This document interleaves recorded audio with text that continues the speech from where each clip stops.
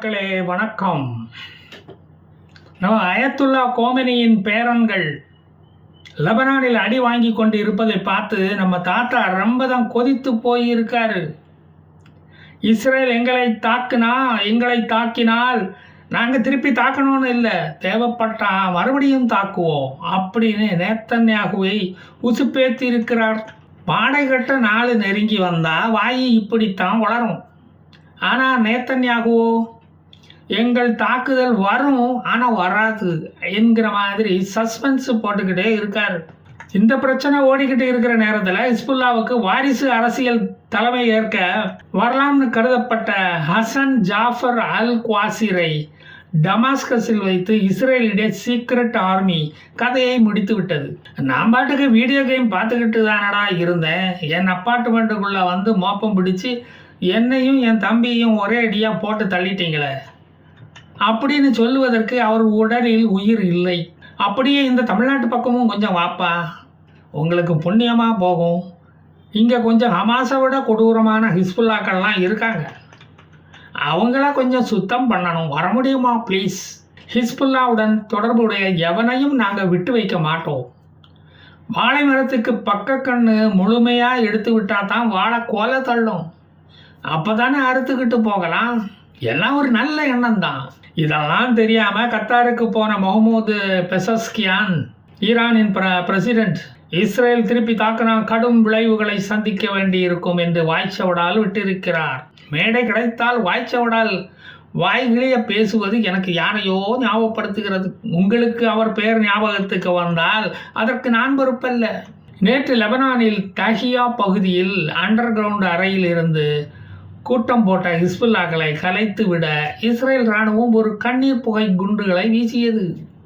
சுற்றி இருந்தவர்கள் கண்ணீர் விட்டார்கள்.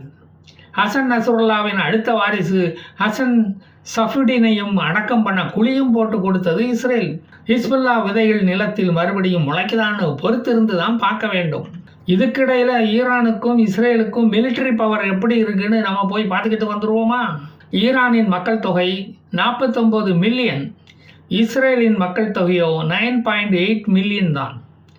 ஈரானில் 41 மில்லியன் பேர் இராணுவத்தில் பணிபுரிய ஃபிட்டாக இருக்கிறார்கள், ஆனால் அவர்களுக்கு மிலிட்டரி ட்ரைனிங் தேவைப்படுகிறது. இஸ்ரேலில் 3.8 மில்லியன் பேர்கள் மிலிட்டரி ட்ரைனிங் எல்லாம் முடிச்சுட்டு ரெடியாக இருக்காங்க. ஈரானின் இராணுவம் 6,10,000 வீரர்களை கொண்டது. இஸ்ரேலின் இராணுவமோ 1,70,000 பேரை மட்டும்தான் வைத்துள்ளது. ஆனால் அத்தனை பேரும் குறி தவறாமல் சுடக்கூடியவர்கள், அதை நீங்க கவனிக்கணும். ஈரானிடம் ஆக்டிவ் வீரர்கள் 3,50,000 பேர் இருக்கிறார்கள். இஸ்ரேலிடமோ 4,65,000 பேர் இருக்கிறார்கள். அத்தனை பேரும் வைரம் வாய்ந்த நெஞ்சுரம் உடையவர்கள். ஈரானிடம் 186 ஃபைட்டர் ஜெட்டுகள் உள்ளது. இஸ்ரேலிடம் 241 சொஃபிஸ்டிகேட்டட் ஃபைட்டர் ஜெட்டுகள் உள்ளது.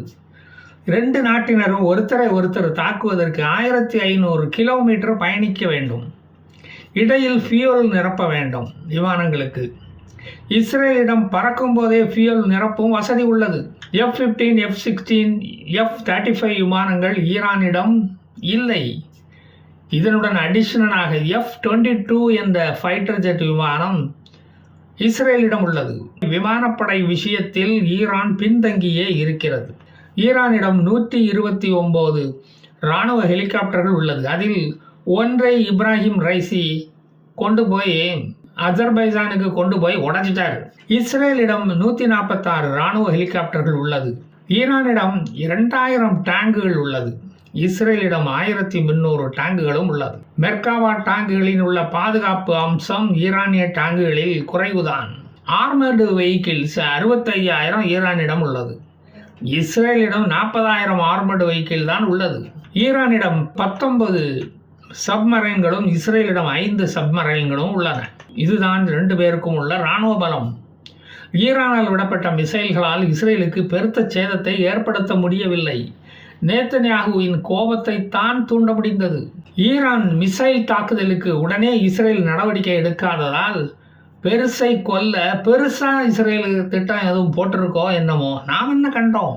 ஹிஸ்புல்லாவிடம் ஆணி வேற புடுங்கினா தான் பக்க வேறு துளிர்க்காது. இதற்கிடையில் ஏமனில் உள்ள ஹூத்திஸ்களின் ஹாஸ்டல்களை அமெரிக்க இராணுவம் அமெரிக்க விமானப்படை தாக்கி அழித்துள்ளது. எங்கள் தாக்குதல் இப்படி தீப்பிடிக்கிற மாதிரி தான் இருக்கும் என்று அமெரிக்க கப்பலை தாக்கியதற்கு பதிலடியை கொடுத்துவிட்டு வந்திருக்கிறது அமெரிக்க இராணுவம். நான் இப்போ போகிறேன், மறுபடியும் வருவேன் அப்படின்னு சொல்லிவிட்டு சென்றதாம். இஸ்ரேலிடம் அட்மாஸ்பியருக்கு மேலே எக்ஸோஸ்பியரில் நுழைந்து தாக்க ஆரோ 2 ஆரோ 3 ஏவுகணைகள் இருக்கிறது. அது ஈரானிடம் இல்லை. ஆரோவில் ரேஞ்ச் 2400 கிலோமீட்டர் வரை சென்று தாக்கும். ஷார்ட் ரேஞ்ச் மிசைல்களை தடுக்க அயன் டோம் சிஸ்டம் ஈரானிடம் கிடையாது. ஈரானை மாதிரி ஒரே நேரத்தில் 200 மிசைல்களை இஸ்ரேல் விட்டால் ஈரானில் உள்ள எல்லோரும் சந்தோஷமாக சாக வேண்டியதான், வேறு வழியே இல்லை. இஸ்ரேலிடம் இருக்கும் David sling system 300 kilometre range வரை ஏவுகணைகளை தாக்கும். சமீபத்தில் ஈரான் விட்ட ராக்கெட்டுகளை இதுதான் தடுத்தது, அயன் டோம் அல்ல. இஸ்ரேலிடம் மல்டி லேயர்டு மிசைல் சிஸ்டம் இருப்பதால் இஸ்ரேலின் கையே பாதுகாப்பில் ஓங்கியுள்ளது. பாலிஸ்டிக் மிசைல்களை ஆரோ சிஸ்டம், டேவிட் ஸ்லிங் இவை தடுக்கும்.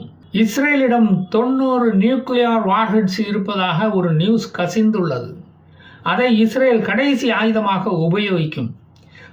இந்தியா கிட்ட கூட 164 நியூக்ளியர் வெப்பன்ஸ் இருக்குது, தெரியுமா உங்களுக்கு? யூகே கிட்ட 2020, யுஎஸ் கிட்ட 5244, ரஷ்யா கிட்ட 5889 அணுகுண்டும் இருக்கிறதாம். மெய்யாலுமா பாஸ்கரா? எனக்கு தெரியல, படித்ததை சொல்கிறேன். இந்த போரினால் இந்திய கம்பெனிகள் பாதிக்கப்பட்டு உள்ளது. ஐஃபா துறைமுகத்தை அதானி நிர்வாகம் தான் கவனிக்கிறது. இந்த போரினால் அது முடங்கி போய் உள்ளது. இஸ்ரேலிய மருந்து கம்பெனிகளுக்கு Sun Pharmaceuticals, Doctor Reddy Lab, Lupin Pharma இவை தான் மருந்து சப்ளை பண்ணி கொண்டு இருந்தது. அதெல்லாம் இப்போ முடங்கிவிட்டது. அதே போல் என்எம்டிசி ஜுவல்லர்ஸ், கல்யாண் ஜுவல்லர்ஸ் நகை ஏற்றுமதியும் டைட்டான் நிறுவனத்தின் தயாரிப்புகளும் முடங்கி போயுள்ளன. TCS, Wipro, Tech Mahindra, Infosys, SBI bank service, L&T இவைகளும் இந்த போரினால் செயல்பட முடியவில்லை இஸ்ரேலில். ஜோ பிடனும் நேத்தன்யாகவும் ஃபோனில் பேசிக்கொண்ட போது ஈரானின் ஆப்ரேஷன் ட்ரூ ப்ராமிஸ் 2 அதுக்கு பதிலடியாக Iran would pay for the attack என்று சொன்னதை இடைமறித்து கேட்ட ஹமாஸுகள் அதை எந்த கவுண்டர்லங்க போய் கட்டணும் அப்படின்னு கேட்டாங்களாம். ஜோ பிடன் நியூக்ளியர் ஃபெசிலிட்டிஸ்களை தாக்க வேண்டாம் என்று கேட்டுக்கொண்டதால் எண்ணெய் கிணறுகளை பற்ற வைக்கலாம் என்று இஸ்ரேல் இப்போது முடிவெடுத்ததாக தெரிகிறது. அமெரிக்காவில் தேர்தல் வரப்போவதால் இப்போதைக்கு இது பெரிய போராக மாறிவிடக்கூடாது என்று அமெரிக்கா எதிர்பார்க்கிறது. பெரிய போராக வெடித்தால் அமெரிக்காவும் உள்ளே நுழைய வேண்டியது வரும். அமெரிக்கர்களும் சாவார்கள். அது இவர்களது தேர்தலை பாதிக்குமே. அதனால்தான் இந்த தயக்கம். தமிழ்நாடு மாதிரி ஓட்டுக்கு $100 என்ற ஸ்கீம் இருந்தால் தான் நாங்கள் கவலையே பட மாட்டோமே. கேவலம் இங்கே ஒரு பிரசாந்த் கிஷோர் கூட இல்லை. ஊராயா இது? இஸ்ரேலின் தாக்குதலை எதிர்பார்த்து தாத்தாவுக்கு வீணா பிபி தான் ஏறுது. இஸ்மாயில் கனியாவை கொல்ல போன தடவை உள்ள நுழைஞ்ச மொசாத்து இன்னும் வெளியே வரவே இல்லையாமே, அங்கே தான் இருக்காங்களாமே. அந்த நினைப்பு வேற அவரை தூங்க விடலையாம். ரொம்ப காலம் தாழ்த்தினா சுவாரஸ்யம் இல்லாமல் போயிடும்பா, எங்களுக்குள்ள கத்தி மேலே இருப்பது போல இருக்கு என்று அமெரிக்காவின் குர்ட் கேம்பல் சொல்லுகிறாராம். நேத்தன்யாகு வர அமெரிக்காவின் அட்வைஸை கேட்பதே இல்லை என்று ஜோ பிடன் தன் உதவியாளர்களிடம் ரொம்ப குறைபட்டுக்கிட்டாராம். நேத்தன்யாகுவை இன்ஃப்ளூயன்ஸ் பண்ண முடியாததால் ஜோ பிடனுக்கு அடிக்கடி கோபம் வேற வருதான். 2 பேருமே கத்தி தான் ஃபோனில் பேசுகிறாங்களாமே. உன் இஷ்டப்படி என்ன வேணால் பண்ணிக்கப்பா என்று கோபத்தில் ஃபோனை வச்சுட்டாராம் ஜோ பிடன். நீங்கள் சொல்கிற மாதிரி மிதமான தாக்குதல் எல்லாம் எங்களால் தாக்க முடியாது, நடத்த முடியாது. எங்களுக்கு தெரிந்ததெல்லாம் சம்மட்டி அடி ஒன்று தான், அதை தவிர வேறொன்றும் யானறியேன் பராபரமே என்று நேத்தன்யாகு சொல்லிவிட்டாராம் தீர்மானமாக. ஜோ பிடனுக்கு அவ்வளோதான் பவரா? நான் ஜனாதிபதியாக இருந்திருந்தா நேத்தன்யாகுவை என் வழிக்கு கொண்டு வந்து இருப்பேன். நான் சொல்கிறதைத்தான் அவரும் கேட்பார் என்று டொனால்டு ட்ரம்ப் சமயம் பார்த்து கமெண்ட் அடிக்கிறாராம். இதை போய் எங்க சொல்ல, எரிகிற கொள்ளியில் எண்ணெயை ஊற்றி விடுறாரு. ஈரான் விட்டது எல்லாமே வெத்து ராக்கெட்டு தான், அதனால உனக்கு தான்ப்பா வெற்றி, திருப்பி தாக்காத அப்படின்னு சொல்லி பார்த்தாராம் ஜோ பிடன் நேத்தன்யாகு கிட்ட. உனக்கு வந்தாத்தாயா அது தக்காளி சட்னியா ரத்தமானு தெரியும், என்று கோபமாக சொல்லிவிட்டு போனை வைத்து விட்டாராம் நேதன்யாகு. கமலா ஹாரிஸ் மாதிரி மாற்றி மாற்றி பேசிக்கிட்டு இருக்கீங்க, பேசாமல் தமிழ்நாட்டில் போய் அரசியல் பண்ணுங்க, உங்களுக்கு நல்ல எதிர்காலம் அங்கத்தான் இருக்கு அப்படின்னு புரிஞ்சு தள்ளிட்டாராம். என்னடா இது அமெரிக்காவுக்கு வந்த சோதனை என்று புலம்புகிறாராம் ஜோ பிடன். ஒரு அளவுக்கு மேலே போனா என் பேச்சை நானே கேட்க மாட்டேன்னு விஜய் வசனத்தை வேற சொல்லி கடுப்பேற்றிட்டாராம் நேதன்யாகுவை. ஈரானுடைய மெயின் ஆயில் ஏற்றுமதி கார்க் ஐலண்ட் துறைமுகம் வழியாகத்தான் நடக்கிறது. அதை முதலில் அடித்து உடைத்து விட்டால் ஈரானும் அலுமினிய தட்டு ஏந்த வேண்டியது வரும். அதற்கு முன் ஈரானின் அண்டர் கிரவுண்டு ஆயுத கிடங்கை உடைக்க வேண்டும். உலக ஆயில் சப்ளையில் 3% ஈரானுடையது.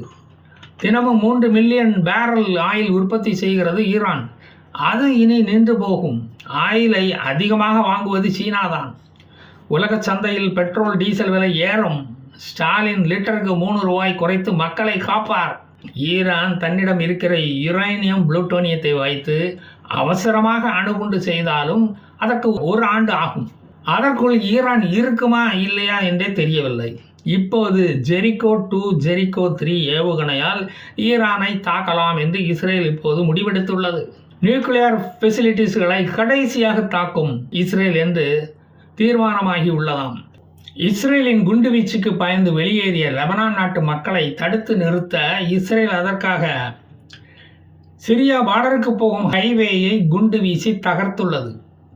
யாரும் காரில் அந்த இடத்தை கடக்க முடியாது. ஹிஸ்புல்லாக்கள் தப்பித்து வெளியேறுவதை தடுக்க இந்த நடவடிக்கையை எடுத்துள்ளது இஸ்ரேல். கையாலாகாத ஈரான் இப்போது கூட்டு பிரார்த்தனைகளில் ஈடுபட்டு கொண்டிருக்கிறதாம். பிரார்த்தனை முடிவில் death to America, death to Israel என்ற தாரக மந்திரத்தையும் சொல்ல மறப்பது இல்லையாம். சிரியாவில் உள்ள ஆயுத கிடங்கை இஸ்ரேல் அளித்துள்ளது. அது ஈரானிலிருந்து வந்து செய்யப்பட்ட ஒரு ஆயுத கோடவுன் ஆகும்.